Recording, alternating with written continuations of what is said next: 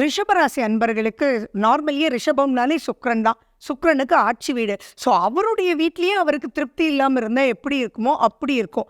அவருடைய ஆஃபீஸ்லேயே அவருடைய பிஸ்னஸ் பண்ணிட்டு இருக்கலாம், ரொம்ப ரொம்ப நல்லா போயிட்டு இருக்கும். ஆனால் இப்போ பார்த்தீங்கன்னா சம்திங் கட் ஆகிட்டு இருக்கு. இவங்க ஒன்று சொல்ல மற்றவங்களுக்கு ஒன்று புரிய அப்படின்ற மாதிரி ரிஷபராசி வந்து எல்லா விஷயத்துலையுமே கஷ்டப்படுவாங்க. அதே மாதிரி இப்போ ரிஷபராசி வீடு கட்டிட்டு இருக்காங்கன்னு வச்சுக்கோங்க, இந்த காலகட்டத்தில் அவங்களுக்கு அதிகமான செலவு ஏற்படும்.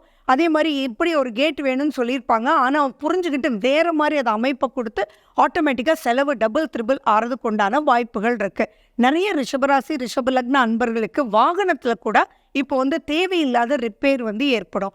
அவங்க எது சுகம்னு நினைக்கிறாங்களோ அந்த சுகத்தை எல்லாமே வெட்டக்கூடிய அமைப்பில் இப்போ ரிஷபராசி அன்பர்களுக்கு இருக்கும். எந்த ஒரு விஷயத்தையுமே ப்ராப்ளம் ஆகும். அதே மாதிரி ரிஷபராசி அன்பர்கள் தன்னுடைய தாயுடன் ரொம்ப கவனத்தோடு இப்போ இருக்கணும். அவங்களுக்கு வந்து திடீர்னு சட்டுன்னு பேசி, இப்போல்லாம் நம்ம வந்து ஒரு மூவியில் கூட பார்த்துட்டு பண்ணி சும்மா இருமா அப்படின்னு சொல்கிறதே அம்மாவுக்கு என்னமோ ரொம்ப பெருசாக சொன்ன மாதிரி கிட்டத்தட்ட அந்த ஒரு சப்ஜெக்டில் பேசவே மாட்டாங்க. அதுக்கப்புறம் இந்த மாதிரியெல்லாம் ஆகக்கூடிய வாய்ப்பு தான் இந்த சிம்மத்தில் சூரியனும் கேதுவும் இருக்கிறதுனால நிதானம் நிதானம் நிதானம்ன்றதை கண்டிப்பாக கடைப்பிடிக்கணும்.